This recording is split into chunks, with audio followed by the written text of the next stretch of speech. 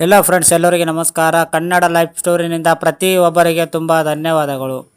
ದಾಂಪತ್ಯವು friends ಜೊತೆ time spend ಮಾಡಬೇಕಂತೆ ಯಾಕೆ ಗೊತ್ತಾ?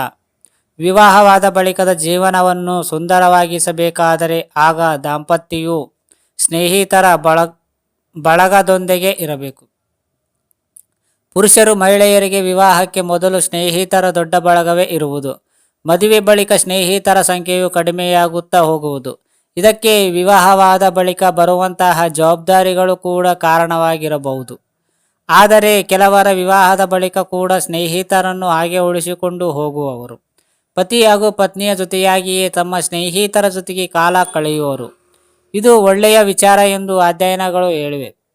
ಸಂಗಾತಿಗಳು ಜೊತೆಯಾಗಿ ಸ್ನೇಹಿತರ ಜೊತೆಗೆ ಕಾಲ ಕಳೆದರೆ ಆಗ ಅವರು ಸಂಬಂಧದಲ್ಲಿ ತುಂಬ ಸಂತೋಷದಿಂದ ಇರುವವ ಎಂದು ಅಧ್ಯಯನಗಳು ಕಂಡುಕೊಂಡವೆ. ಹಾಗಾದರೆ ಸಂಗಾತಿಗಳು ಜೊತೆಯಾಗಿ ಸ್ನೇಹಿತರ ಜೊತೆಗೆ ಕಾಲ ಕಳೆದರೆ ಅದರಿಂದ ಯಾವೆಲ್ಲ ಲಾಭಗಳನ್ನು ಸಿಗುವುದು ಎಂದು ನಾವು ನಿಮಗೆ ಈ ಸ್ಟೋರಿಯಲ್ಲಿ ತಿಳಿಸಿಕೊಡಲಾಗಿದೆ. ಸ್ನೇಹಿತರಿಂದ ಮನವು ಹಗುರ.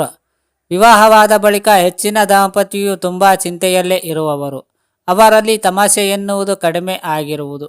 ಆದರೆ ಸ್ನೇಹಿತರ ಜೊತೆಗೆ ಕಾಲ ಕಳೆದರೆ ಆಗ ಮನವು ಹಗುರವಾಗುವುದು. ಇದರಿಂದ ಮನೆಯಲ್ಲಿ ಒಳ್ಳೆಯ ಪರಿಸ್ಥಿತಿ ನಿರ್ಮಾಣ ಮಾಡಬಹುದು.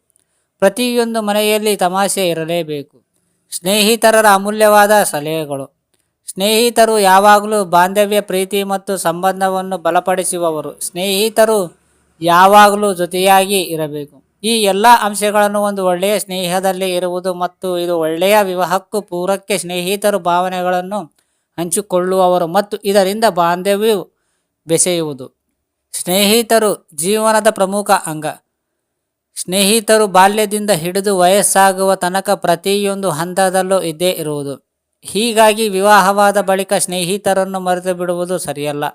ಒಳ್ಳೆಯ ಸ್ನೇಹಿತರನ್ನು ಜೊತೆಯಾಗಿಟ್ಟುಕೊಳ್ಳಬೇಕು. ಜೊತೆಯಾಗಿ ಸ್ನೇಹಿತರೊಂದಿಗೆ ಕಾಲ ಕಳೆದರೆ ಆಗ ಖಂಡಿತವಾಗಿಯೂ ಇದು ನೇರವಾಗುವುದು. ಸ್ನೇಹಿತರು ಕಷ್ಟ ಮತ್ತು ಸಂತೋಷದಲ್ಲಿ ಭಾಗಿಯಾಗಬೇಕು. ಸಂತೋಷದ ಕ್ಷಣಗಳು ಸಂಬಂಧಕ್ಕೆ ನೇರವಾಗುವುದು. ಸಂತೋಷದ ಕ್ಷಣಗಳು ಯಾವಾಗಲೂ ಮದುವೆಗೆ ಇನ್ನಷ್ಟು ನೇರವಾಗುವುದು.